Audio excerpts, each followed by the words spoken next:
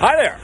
I'm here in Kharkiv, Ukraine, eastern Ukraine. I am 40 kilometers from the border with Russia. And here we are all waiting for the invasion. Look around you. Look how terrified we all are.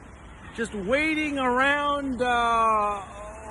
Wait a second. We're not waiting around for any invasion because nobody here over the age of 12 or with an IQ of over 90 seriously thinks that there's going to be an invasion, because it's bullshit.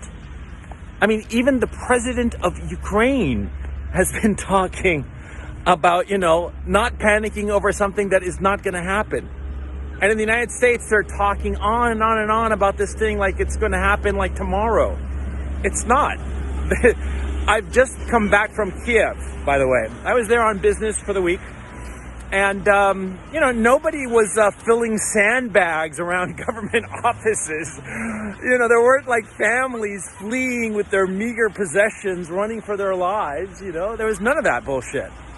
They were just, people living their ordinary lives, doing the things that people do. Let me show these kids. If you can see them, they're all like playing around. Yeah, that's how terrified everybody here in Ukraine is, The kids are having snowball fights. That's how terrified they are. I mean, it's bullshit. Bottom line, it's bullshit. There is no war that's going to take place, but this relentless drumbeat of war in Eastern Europe, in Ukraine, between Russia and Ukraine, it's all done by people in Washington to improve their positions. Bottom line, that's what's going on. It's not complicated. See, I was staying at the Premier Palace Hotel in Kiev. That's where I usually stay. And usually you just see Ukrainians in Kiev on business. Ukraine is a very big country, and unlike a lot of other countries, it's not all centralized in the capital.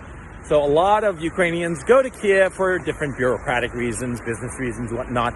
But this time, I spent the whole week, and the place was packed with foreign NGOs. And you could tell right away that they were NGOs by the way they talked, their academic demeanor.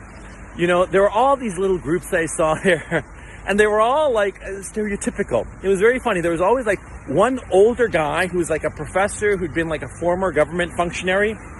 And there'd be like, one or two like cute and very smart girls who were like very quiet and just like watching like little nervous bunnies.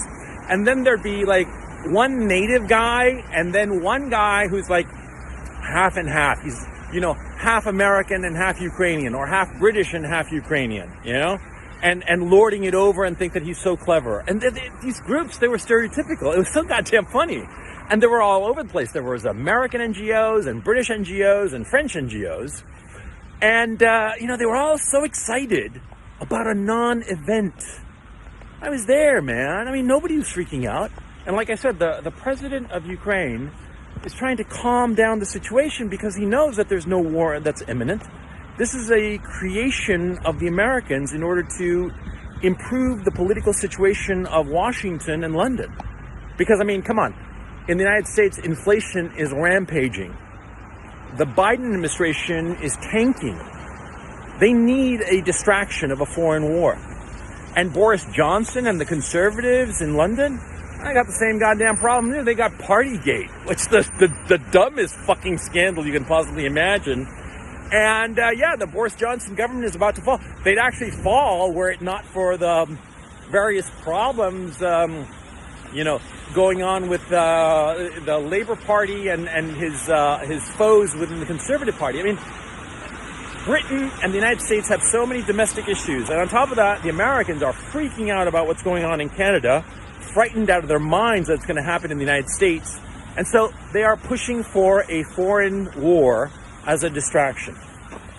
And the only people who are going to suffer are the Ukrainians. The only people who would be destroyed by this war are the Ukrainians. And 40 million people. And nobody here in Ukraine wants that. Nobody who's serious believes that a war is imminent. And if there is a war, it'll hurt Europe and the United States far more than it'll hurt Russia. It will. The Europeans will have no natural gas, and therefore they will go cold in the winter and without electricity during the summer. The American economy will completely tank.